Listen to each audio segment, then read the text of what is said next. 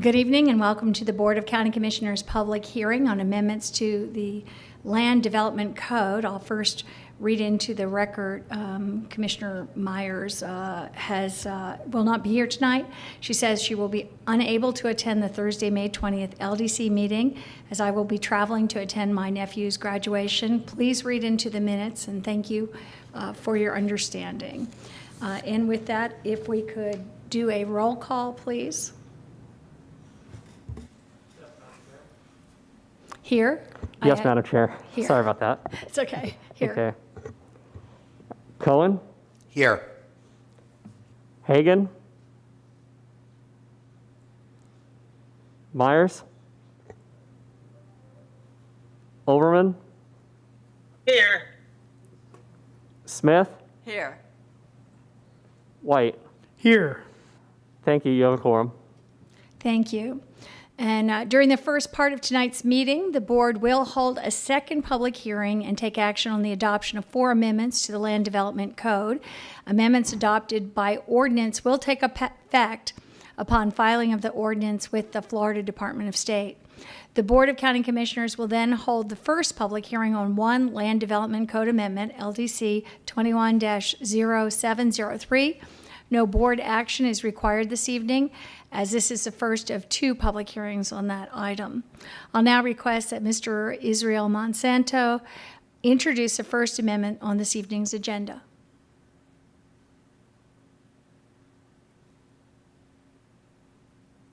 Good evening, Commissioners. Can you hear me?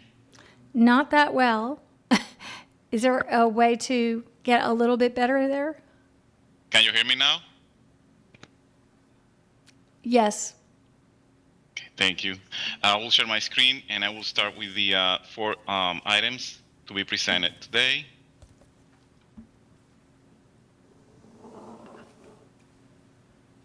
Okay, and I will start the presentation here and I will swap this. Can you see that now? Yes, we can. Commissioners, this is the second and final Board of County Commissioners public hearing for these LDC amendments presented today. We will go over each text amendments and after that we'll open for comments before moving to the next one. Today we're presenting 4 Land Development Code amendments and this will be for adoption tonight. 200721 Party of Record criteria to comment at the Board of County Commissioners land use meetings. LDC 200722 time limit to approve plan developments districts, transportation network. LDC 210416 sufficiency review meetings post application, and LDC 210541 land excavation permits review and approval process for special uses. The first item tonight is 200721 public testimony by a party of record. The purpose is to allow public testimony by a party of record at the Board of County Commissioners land use meetings for rezoning applications without requiring the party of record to file first for oral argument. With this amendment, parties of record would be permitted to provide public testimony at the board land use meetings without first filing the oral request, the oral argument request, and anyone providing testimony before the Board of County Commissioners will still need to qualify as a party of record, and their testimony will need to be within the record of the hearing before the land use hearing officer, including the recommendation by the hearing officer. And this concludes the presentation for this item.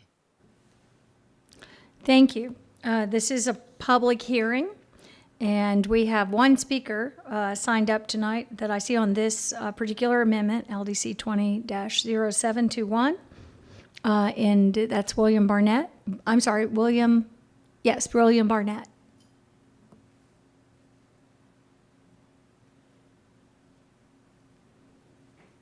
Is Mr. Barnett? Cami Corbett. Madam Chair, can you hear me? Yes, it's a little difficult, but. Madam Chair, William Barnett is not on the line. Our next speaker that would be willing to speak to this item is Cami Corbett. Oh, okay. I don't have anybody else signed up for this item, but it's okay just to take anyone who's not pre-signed. Is that? Commissioner, I think that the sign up here is a little bit maybe Not a little correct. confusing with it because we have two A1s. I think Mr. Barnett was speaking to the sign up to speak to the other amendment that would be the first I public see. hearing. Okay. And so Ms. Corbett is for this one? Yes, ma'am. Okay. Cami Yeah. Corbett? Good evening, Commissioners. Oh, Tammy I Corbett see the with law numbering firm of now. Hill, Ward, Thank you. Henderson. Thank you. Sorry. Go ahead, Ms. Corbett. That's okay. I'm speaking this evening in support of this amendment. It eliminates a process that was confusing for members of the public and to applicants. If this passes this evening, I know I will personally be thrilled to never have to think about the deadline or the form again. So thank you. Thank you. And we also have Jake Kramer. Madam Chair, Jake Kramer has not checked in tonight. Okay, thank you. Okay, with that, that ends our public hearing segment on this. Do we have a board discussion or motion? Thank you. I have been working on this a long, long time, since before I even got here, to get this piece of red tape eliminated. Whenever I describe this process to people that has been in place for years, they are shocked and appalled. They cannot believe what our county has been making citizens go through to speak to their elected officials over land use matters. No other county or city does anything like this, certainly not the city of Tampa or any neighboring counties. This requirement for citizens to file a request for oral argument is a huge barrier to public participation. It's a convoluted maze of red tape that lets land use attorneys easily navigate it. I learned to navigate it as a community activist and did what they do, which is fill out several identical forms for several people at the same time, because it doesn't matter what you say on that form, which box you tick, as long as you don't tick the trick box of asking to address additional evidence, then you're in trouble. But if you stay away from that one and check the other boxes and fill in your little paragraph after finding the form and getting it from the county and then filling it in and sending it in that little 10-day window, 15 business days after the zoning hearing, but 18 calendar days at least before the county commission hearing, you don't get to speak to your elected officials unless you go through all of that. And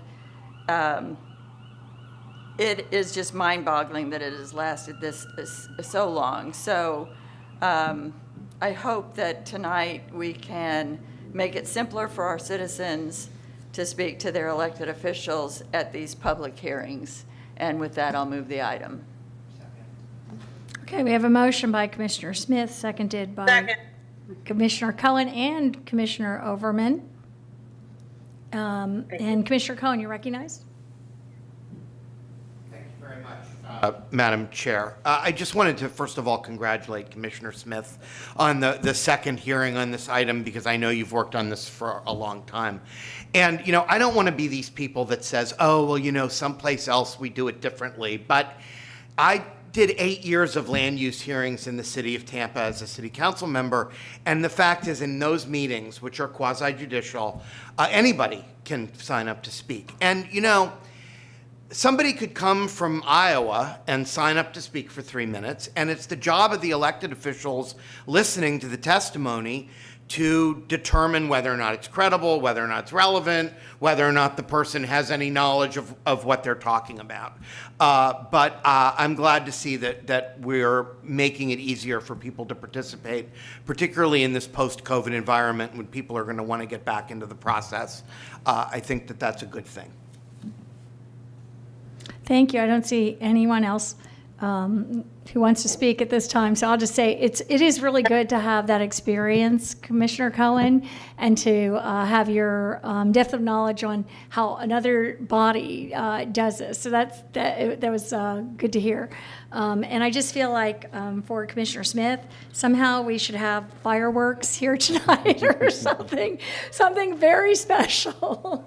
And for myself and other commissioners, and I think Commissioner White is included in this, who have been tired of talking about this over and over again and asking for it and trying to move it along. It's a great night. Hallelujah.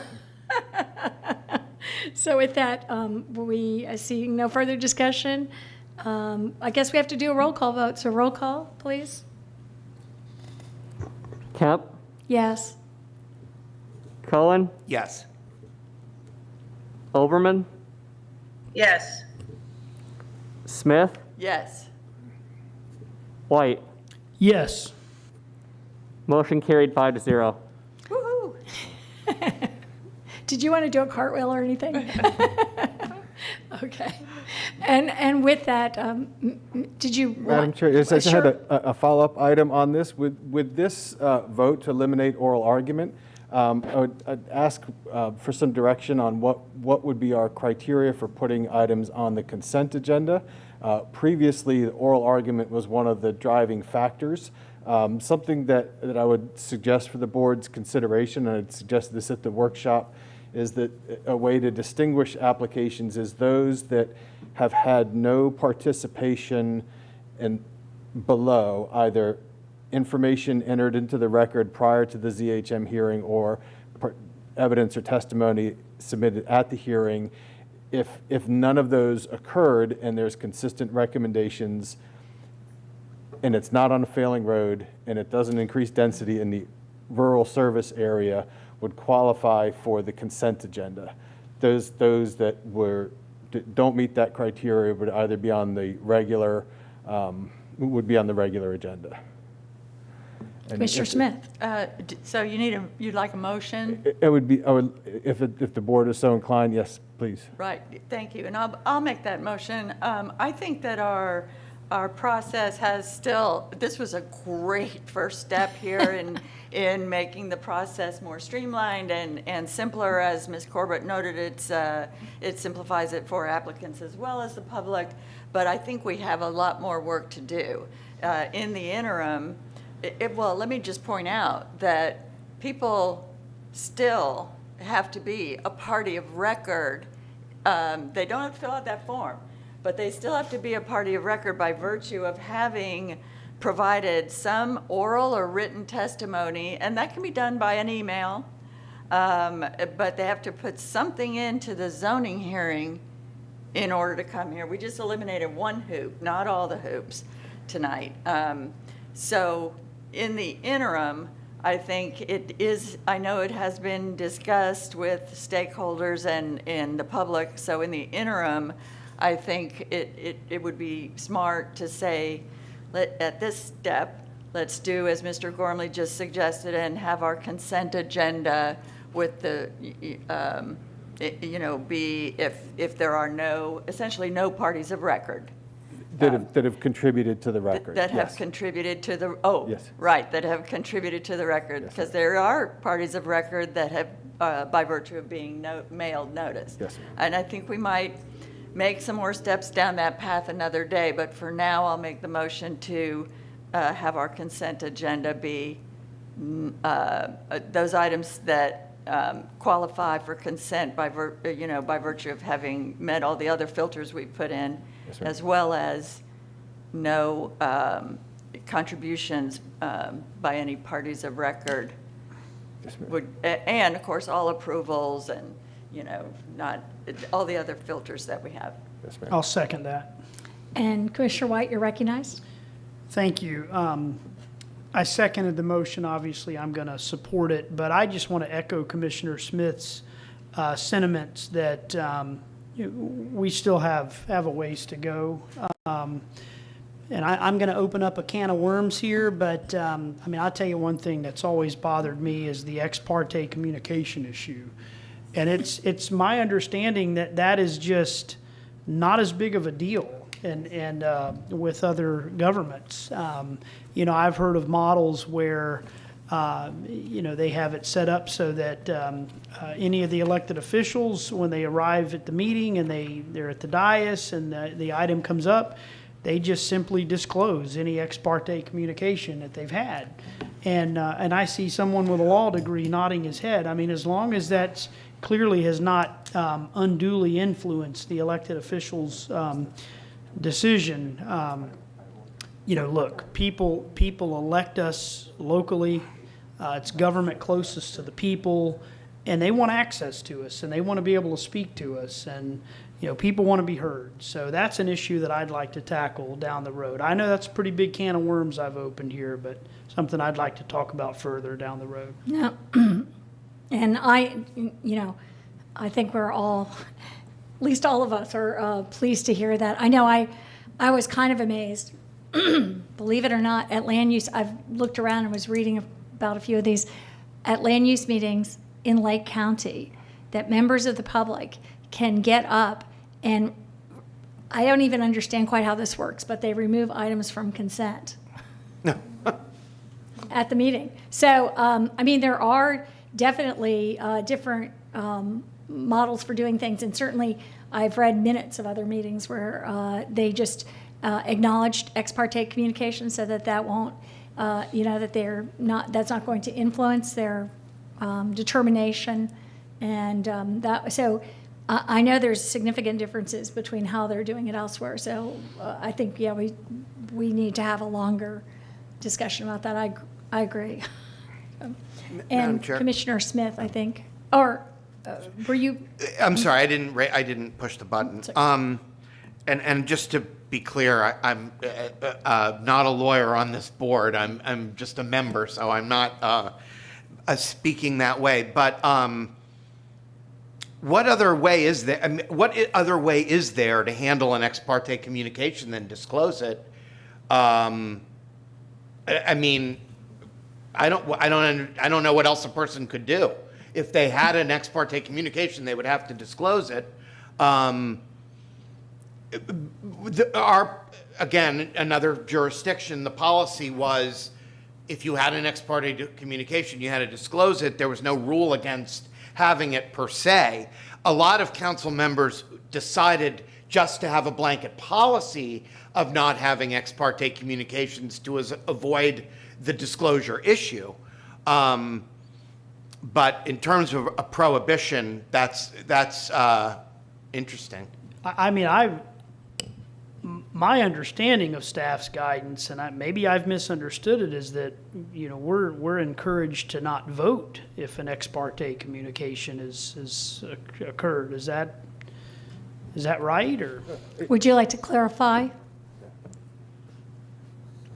That it is considered to be potentially prejudicial to the item if action is taken on it, and we consider those issues on a case-by-case basis. The problem that we have with potentially, and this is a challenge that we have uniquely in Hillsborough, is we have the record limited process here, by which if an item is, say, a ZHM record item such as a rezoning or major modification, that ex parte communication is likely to be material or subject matter that is outside of the record of the zoning hearing master. So it presents a separate challenge than an ex parte communication would present generally under Florida law. So certainly we can evaluate this this subject matter and coordinate on that. Commissioner Cohen? That's an interesting distinction, the hearing master. But you know what? We should have a workshop on this. Definitely. This is a great topic for us to discuss and understand exactly what the legal questions are and what the policy questions are, because they are, I think, different. And sometimes the two get blended together, and we should know. We should know which are which. And, you know, then we can make a decision. Okay, I wasn't sure. Okay, after Commissioner Smith, I think, has been there for I'm a time. so excited to hear that there is some willingness to explore our process and consider updating, revising to make it better in many ways. I will add that I'm very open to considering loosening any of those restrictions or our unique to Hillsborough County process restrictions of, restricting people to the prior record. I will say, and end with this, that when I first got here, my staff and I did a extensive review of the other counties and cities in Florida and how they do this. We are by far the most convoluted. It's been like if you buy a house and then you add on and then you add on to the add-on and you add on top of that and you end up with something that's not any longer holding together or organic or even, suiting your purpose. So we definitely need a workshop and a reconsideration of updating and fresh look at this whole process from every angle. Commissioner White? Thank you. And, my family's deeply rooted in Hillsborough County. That's one thing that led me to a run for office. I love this county. I know, and I know that many people at this dais know that some county commissioners back in the 80s went to prison for some shady business. And, I don't know how closely connected the ZHM process is to that, but, I don't want to see a board with a bunch of upstanding members forever hamstrung because of some bad apples from the 1980s. So, but Ms. Lundgren, you've hit the nail on the head, and I think that a very simple discussion topic at this workshop would be, and I wrote it down, you said a record-limited process. So I think just a question or to be answered at a workshop would be, how do we make our process not a record-limited process? I'm not saying I want to throw the ZHM process out the window, but maybe there's a way that we can have it structured so that the county commission considers the ZHM recommendation, but has the ability to consider other factors as well. Maybe. I don't have a law degree, but that's something I'd like to hear and understand if we can create a process as such. So. And Commissioner Smith? I'm just going to add one thing because I would really like to say something. Oh, sorry about that. Sorry, I was looking the other way. I appreciate that it's really difficult for you to be able to see that I've got my hand raised, and it's very, very difficult. But I'll follow Commissioner Smith as well. I'm so excited about this. That the one thing I want to say, because I can see we're building towards a workshop and probably some staff briefings and a lot of thinking ourselves, I would just ask everybody in this, as we go forward, when you hear but what if this happens, and what if this happens, just consider, is that even likely? Is that even going to happen in 10 years, once in a blue moon? Because there's always these examples of why what you're suggesting, there's a counter example, and that would really, you have unintended consequences. Just when you're starting to think about this and talk with other people about it, when they offer these, but there's this example of something that could really go wrong if you do it different.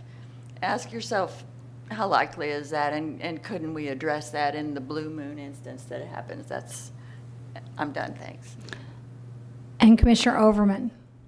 Thank Thank you. And I think this is absolutely the best conversation we should have. You know, the goal of good government has been one of my goals. And, you know, this was the most difficult way to actually try and navigate a governmental process. And to thank you, Commissioner Smith, for bringing this forward. I do see that also we need to take into consideration when an item is, when we are receiving emails from the, you know, within the form stack on a particular issue, does that become part of the record? Does that become a party of record?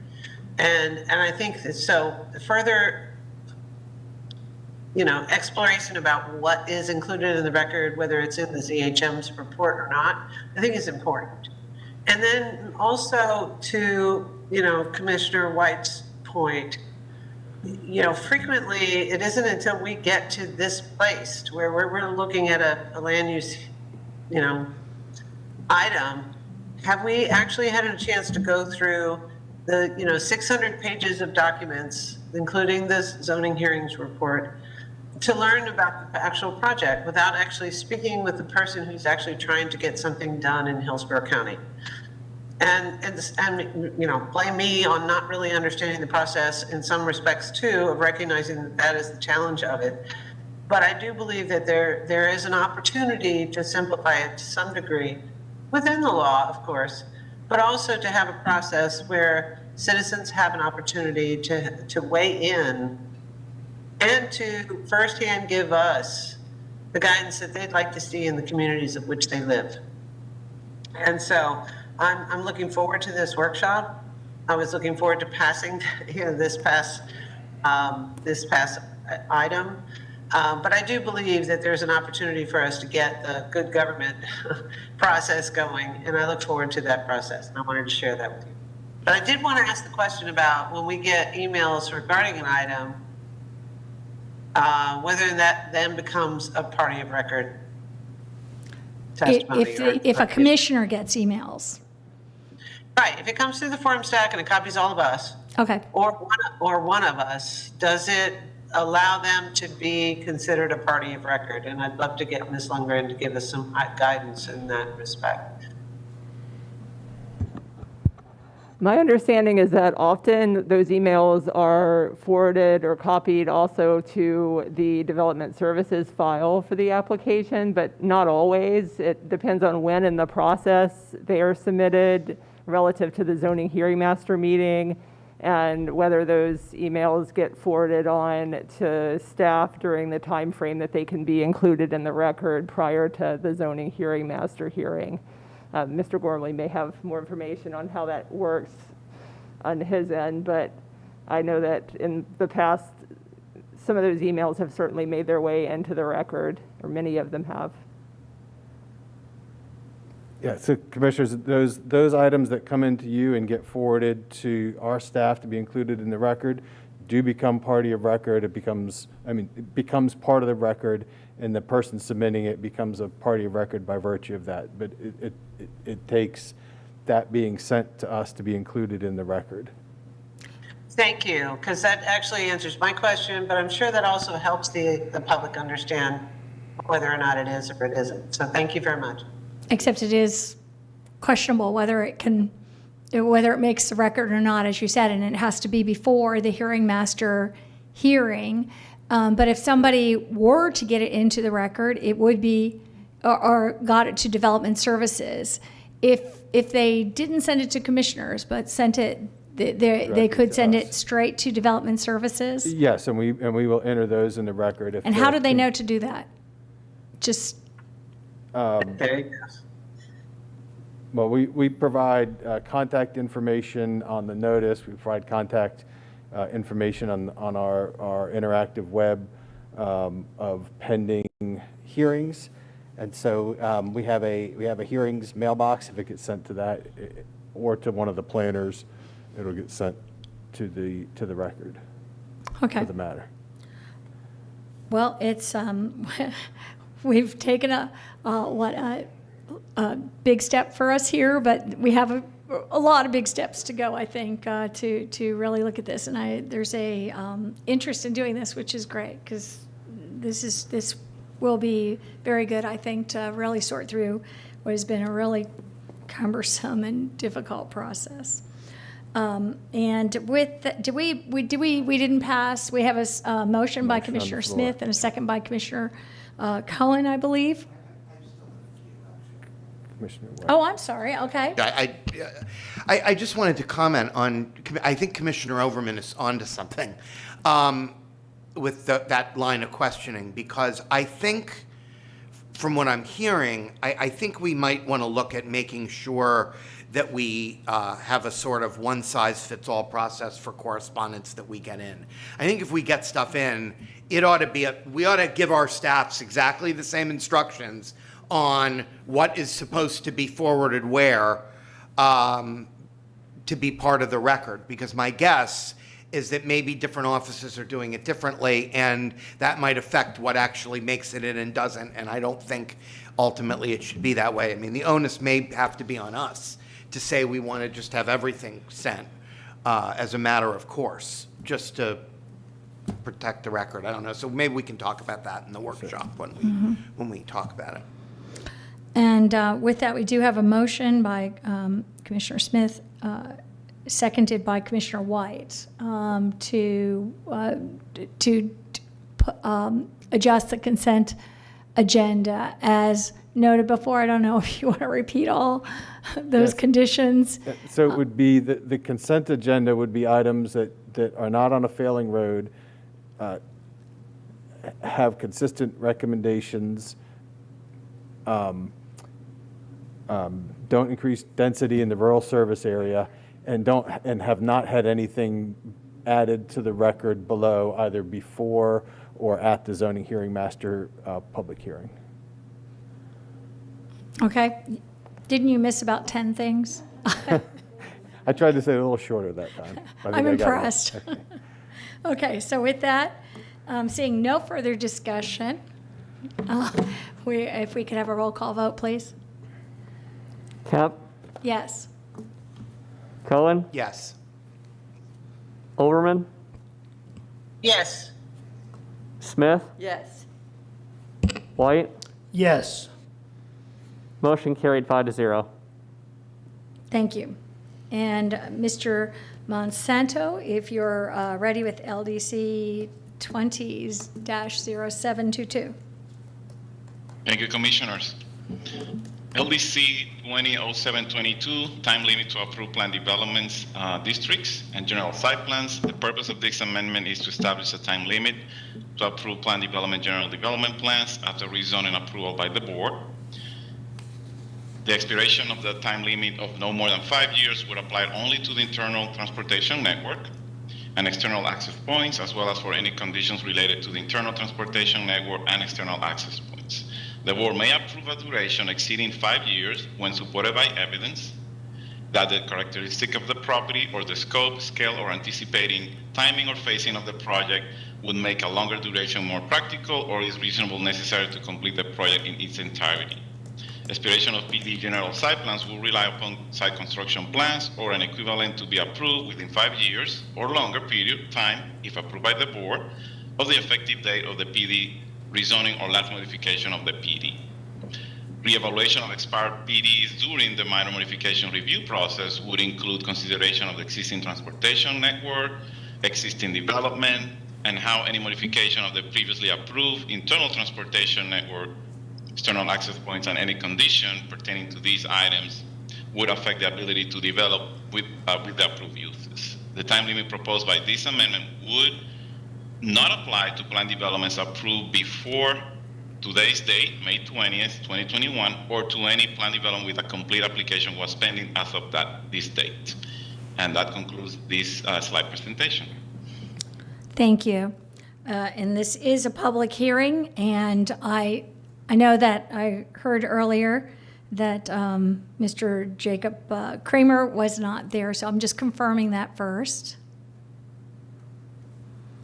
That is correct, Madam Chair. Thank you. And Ms. Kemi Corbett? Yes, good evening, Commissioners. Yes, Jake unfortunately had a family illness and was not able to attend and speak on either of these items. It's one of the reasons why I'm speaking this evening. I'm speaking in support of this amendment, and I want to thank staff for working with me and Jake and Gordon Schiff and several of my other colleagues to refine this amendment. I think we've arrived at a version that accomplishes what staff intended, but also takes into consideration that there are sometimes circumstances that can occur in the life of a development project that may warrant an exception to the general rule. We thank staff for their time and request that you adopt the amendment with the proposed revisions presented by staff. Thank you. Thank you. We also have Gordon Schiff.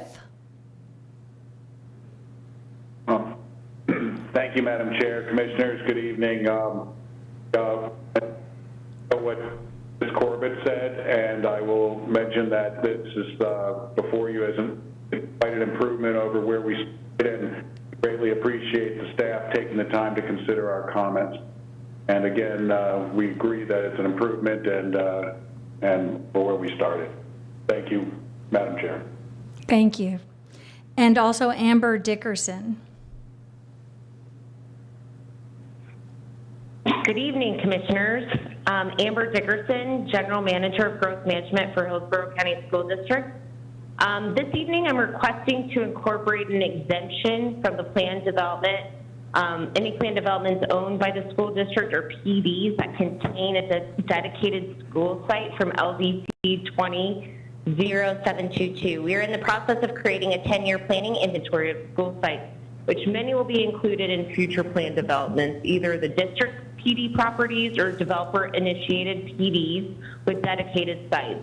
Under this change, we may be required to go back through the approval process if a PD expires, prompting additional consultant reviews with very limited resources, impacting the school district's ability to plan for the future school sites for the next 10 years, construction budgets, and timelines. We currently have an extensive, costly, and time-consuming school siting process outlined in the interlocal with the county, which is an appropriate instrument to address any modifications to the school siting approval process. Additionally, the Planning Commission recommended the school district's exemption to this amendment as a condition at their hearing upon the district's request. I'm happy to answer any questions you may have, and I appreciate your time and consideration. Okay, and that's our last person at public hearing. And with that, we'll close the public hearing and move to board discussion.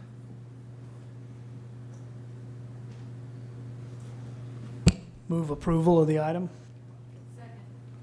Okay, we have a motion by Commissioner White, seconded by Commissioner Smith. Commissioner Cohen, you're recognized. I just wonder, is this the first time that the school district has brought this up? Commissioner, the school, sorry. Yes, yes, thank you. This has been brought up previously by the school district, so the way that we approached it in this amendment is initially when this was proposed, it had a strict 5-year expiration time with a potential for 1-year extension. What this amendment has now is the ability for the board to have, there's no constraint on the time, on the expiration time that the board could approve for this. So if a PD came to the board that had a school site, the board has the latitude to designate a longer expiration time, has the latitude to designate an indefinite expiration time, or somewhere in between, where if you have a PD that has a school in it and certain roads are important for the school, they can be called out and treated differently. So let me ask you the question another way. Yeah. The board will have the ability to accommodate the school board's needs. Yes, yes, sir, and it will be done on a PD by PD basis. This won't affect any existing PDs, and every new PD will have the ability to take that into consideration at the time the PD is approved. Thank you. And with that, I do not see any other commissioners who are requesting to speak at this time. So if we could then have a roll call vote. Kemp, Yes? Cohen, Yes. Overman, Yes. Smith, Yes. White. Yes. Motion carried 5-0. Thank you. Mr. Monsanto, if we could move on to LDC 21-0416. Thank you, Madam Chair. The next item is LDC 210416, Create Sufficiency Review Meeting. The purpose of this text amendment is to repurpose a mandated pre-application submittal conference to a meeting that will be post-application submittal. Current pre-application submittal meetings are mandated. However, these are based on draft materials that often change prior to a formal application submittal. A meeting will be placed in time of the review process, which will be after application submittal, where staff comments will have the greatest benefit to the applicant and the process. This will allow staff and the applicant communication based on more refined application materials. This text amendment will maintain pre-application meetings, but this will be upon request and will be no mandatory. And this concludes the presentation for this text amendment. Thank you. And with that, we will move to public hearing. I do not have anyone signed up for public hearing. Is that correct? That is correct, ma'am. Okay, and we'll move to board discussion. Move to Motion. approve. Okay, we have a motion by Commissioner Cohen, seconded by Commissioner Smith.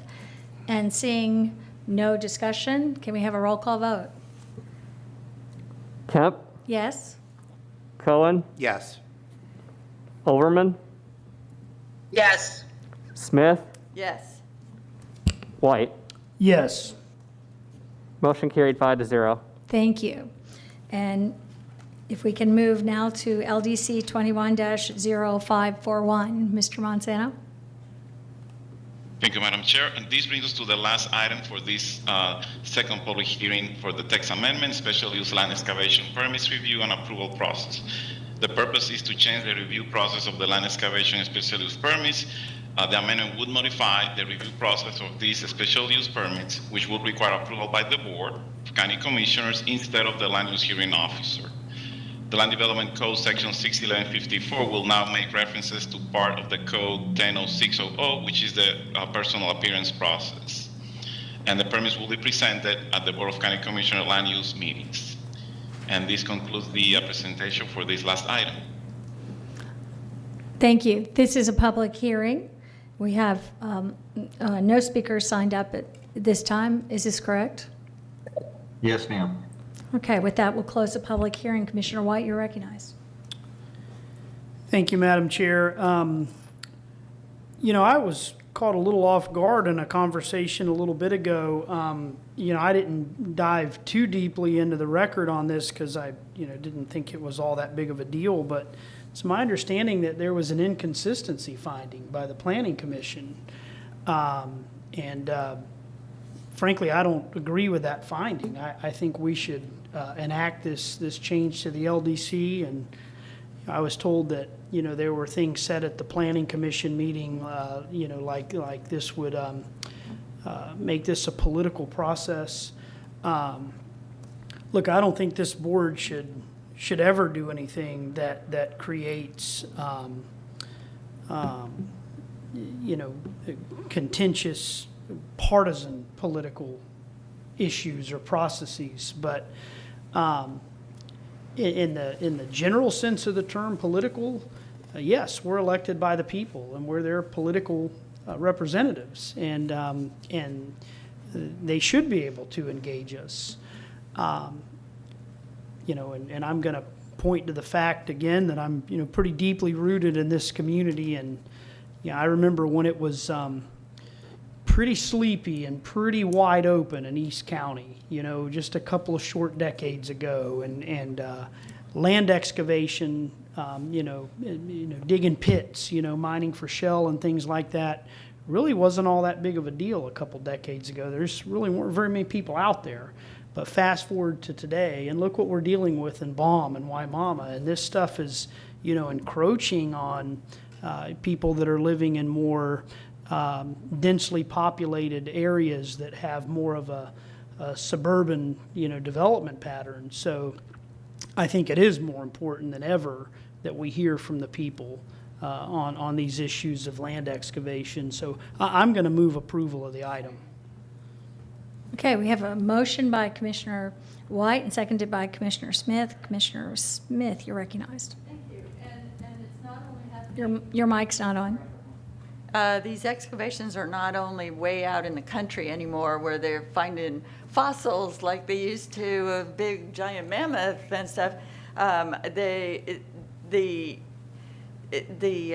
engineering, the processes have also evolved to where people are now, developers are now mining their own retention ponds in neighborhoods like mine in the urban area. You know, so it's become a different kind of, in some cases, excavation than the shell pits and borrow pits in the middle of nowhere.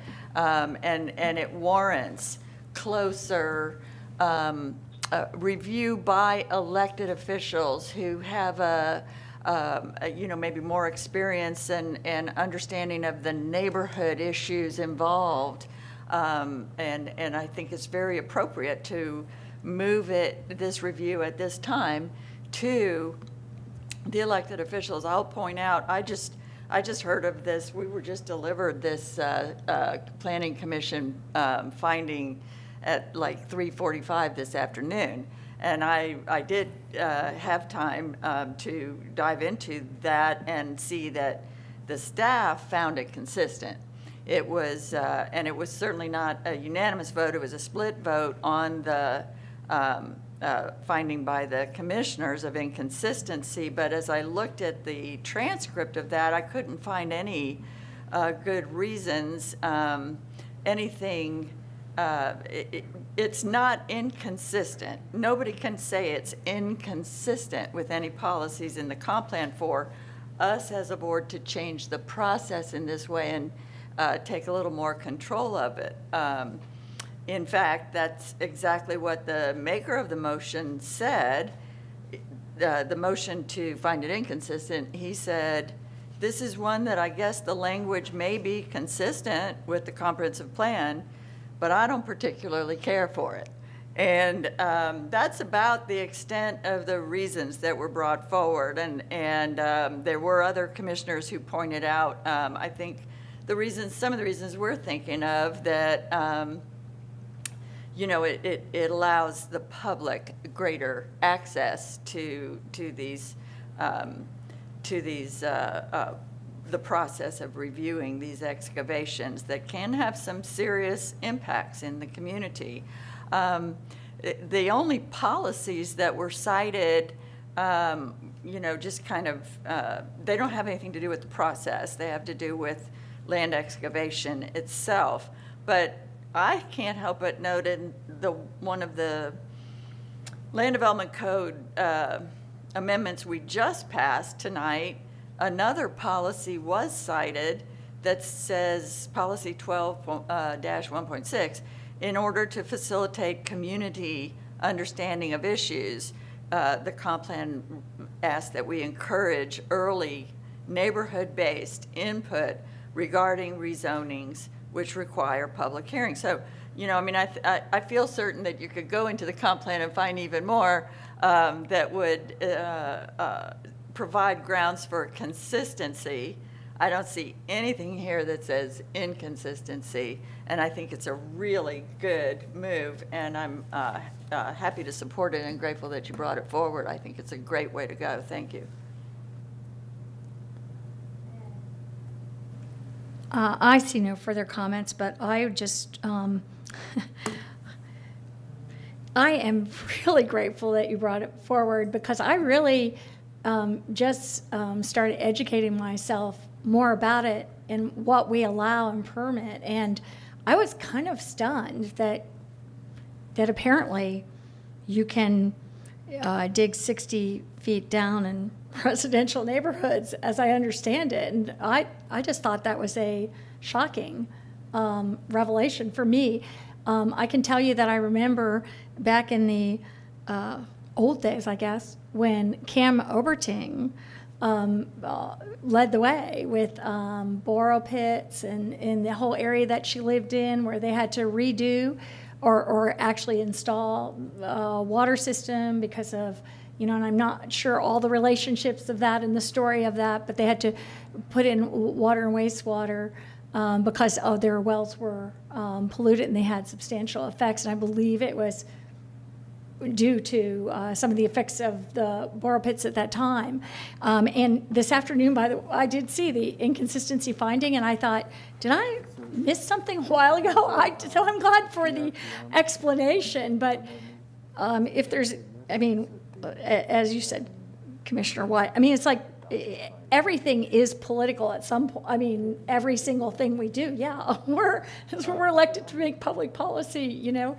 So, but if you want to say, if you want to talk about just biasing things or doing it just on a, I don't know, political basis or something, this example of I just don't like it, that was the best evidence of something like that. So I find that kind of illuminating to hear the background that I hadn't heard. But with that, I am really, really grateful. I think this was a very important piece to bring forward to our attention. So thank you.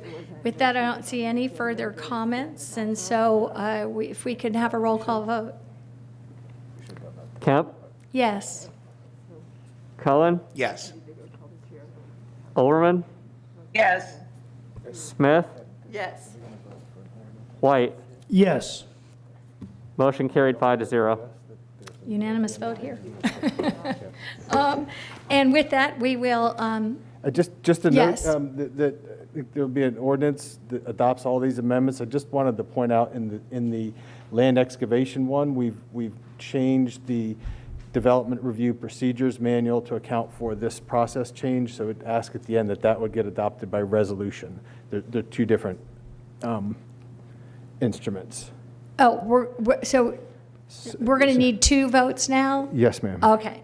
So the first vote, and help me out here, I know I had wanted to understand earlier.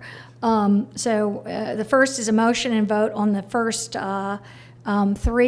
LDC amendments. Is that what you're, all 4 LDC Yes. amendments? Okay.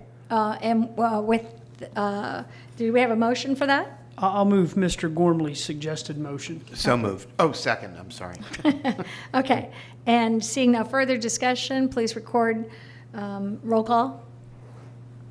Kemp, Yes.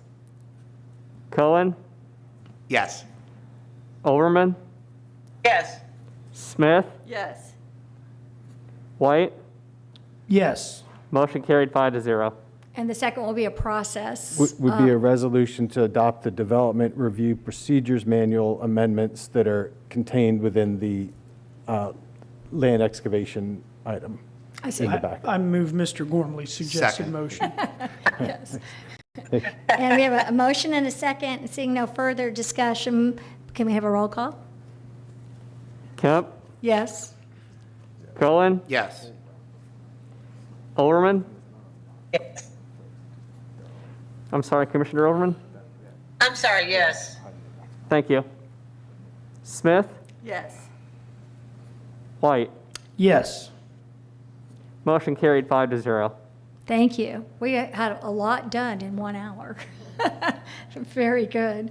And with that, we will now move to the first public hearing on 21-0703, and I believe Mr. Monsanto is presenting that as well. We have Mr. Kyle Dolman, who will Oh. be presenting this amendment. Okay, thank you, Mr. Dolman. Good evening, Commissioners. Can everybody hear me okay? Yes. Okay, I'm going to present a slideshow, and if you could, just please let me know when you can see it.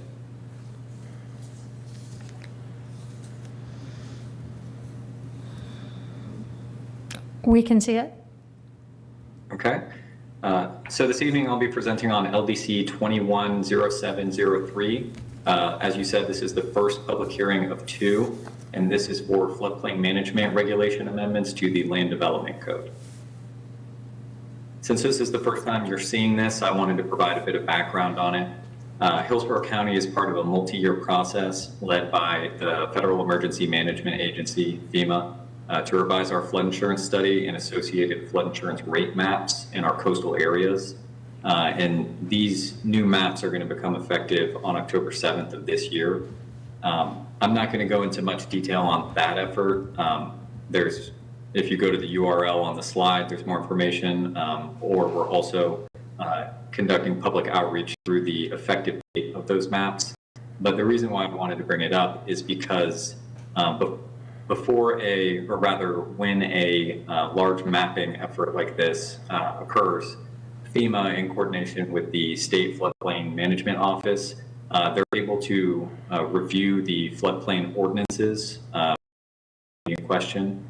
And so the State Floodplain Management Office did this with Hillsborough County and identified that both the construction code and the land development code have some deficiencies that should be, or rather must be, addressed prior to these new maps becoming effective. And I do want to say that at this point, while we are talking about the LDC item, I'm also going to be speaking a little bit to the construction code, or at least mentioning it in tandem, because these two code updates are very much interesting. Thank you. I just have a few more slides. I'll make Oh, it as sure. quick as I'm I sorry. can I here. didn't know if. Oh, no problem.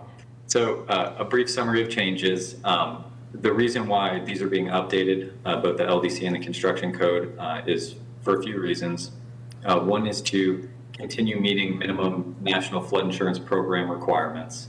And the other is to resolve conflicting and consolidate duplicative regulations between the construction code and the land development code. Another is to ensure consistency with the 7th edition of the Florida Building Code that recently came out. And the last is to ensure that Hillsborough County remains a Class 5 community under the community rating system. And a quick aside on that, if you're not familiar with the community rating system, it's a voluntary incentive program offered through FEMA and the National Flood Insurance Program that rewards communities who implement floodplain management activities that go above and beyond the minimum requirement. Hillsborough County's Class 5 rating is commendable, and it results in approximately $5.9 million in discounted flood insurance premiums for our residents annually. So we're proud of that program, and we want to make sure that the code amendments are we're implementing amendments that we need to in order to maintain that classification. And to just summarize this, any new or more stringent requirements when compared to the existing LDC and construction code should only reflect what is required by federal law, state law, or CRS Class 5 rating requirements. And speaking of newer, higher standards, there are two items that I wanted to briefly discuss here. One is coastal A-zone regulations. So on our current effective flood maps, we do not have coastal A-zones. Those are, they're coming into play on the new maps because FEMA is delineating what's called a limit of moderate wave action line on our new maps. And this line, you know, without getting overly technical, it's a line that essentially demarcates where you might expect wave height of 5 feet in the 1% annual chance storm event. So studies have shown that that height of waves can still cause, you know, significant damage to structures, and so FEMA feels that it's important to include that in the new maps. So any A zones, which are special flood hazard areas, any A zones seaward of that line are now going to be designated as coastal A zones. So because of that, we need to ensure that they're being regulated. And so that's one of those two items. And I guess before I move on, those coastal A zones will be regulated consistent with the Florida Building Code 7th edition, which is essentially to treat them as V zones with a couple exceptions. Then the last item I wanted to discuss here for new or higher standards is in fact a higher standard. Currently, manufactured homes, they have an elevation requirement where instead of building to, you know, essentially the flood elevation plus 1 foot of freeboard, they can instead build to just 36 inches above ambient grade. We are proposing to remove that exception and instead require new or substantially improved manufactured homes to in fact build to it's called the base flood elevation plus 1 foot. And one of the reasons why we're proposing this is because the the elimination of that provision is now becoming a CRS Class 8 prerequisite. If we don't get rid of that provision, we would retrograde from our Class 5 rating, which provides the 25% discount on flood insurance premiums, all the way down to a Class 9 community, which would provide only a 5% discount. And then, beyond that, both of these items here are also being done to better protect life and property from the perils of flooding. I just want to finish up here with the overview of the schedule, since this is the first time we're looking at this. Earlier this week, we conducted a public outreach for both the construction code and land development code amendments. Today, obviously, is the first public hearing for the land development code. June 15th, we have a planning commission public hearing, and then June 16th will be the second public hearing for the land development code, and it'll also be the first public hearing for the construction code. And that is the meeting where hopefully the board will be voting on both.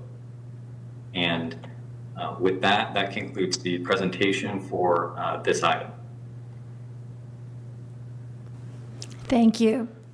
And with that, this is a public hearing. I do not believe we have anyone signed up to speak. Or do we? I saw that it was out of order. So the first person, William Barnett, who wasn't present earlier, is he present now? No, ma'am, we have no one to speak to this item. Okay, thank you. And with that, we'll move to a motion or discussion. Board? I don't think we need a motion, Yeah. correct? Oh, No that's action. right. Discussion. That's right. This is the first public hearing. Woke everybody up there. Okay, with that, then we stand adjourned, correct? Yes, ma'am. Thank you. Thank you.